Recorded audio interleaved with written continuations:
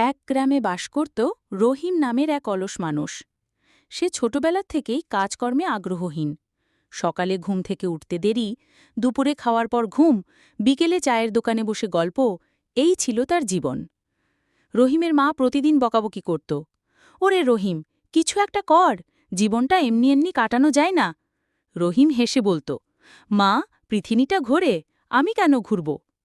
একদিন গ্রামে এক নতুন চাষি এলো, নাম কালু।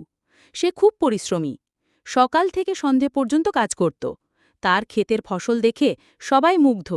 রহিম হিংসায় পুড়লেও কাজ করতে রাজি হল না, শুধু ভাবল যদি কোনোভাবে ফসল পেয়ে যাই। তাই এক রাতে সে চুপি চুপি কালুর ক্ষেত থেকে কিছু সবজি চুরি করল। কিন্তু দুর্ভাগ্যবশত সেই রাতে কালু ওত পেতেছিল। রহিম ধরা পড়ে গেল। গ্রামবাসী বিচার বসালো। সবাই বলল, যে মানুষ নিজের পরিশ্রমে বিশ্বাস করে না, তার লজ্জা থাকা উচিত। লজ্জায় রহিম কিছুদিন ঘরে লুকিয়ে থাকল। এরপর একদিন সে চুপি চুপি নিজের এক টুকরো জমিতে কাজ শুরু করল। শুরুটা কঠিন ছিল, কিন্তু ধীরে ধীরে সে মজাটা পেতে লাগল। মাসখানেক পর তার ক্ষেতেও সবজি উঠল। গ্রামের লোকেরা অবাক।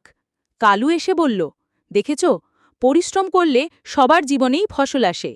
রহিম হাসল, হ্যাঁ ভাই, অলসতার চুরি করে যতটুকু পাওয়া যায়, পরিশ্রমে তার চেয়ে অনেক বেশি পাওয়া যায়। সেই থেকে রহিম আর অলস থাকেনি।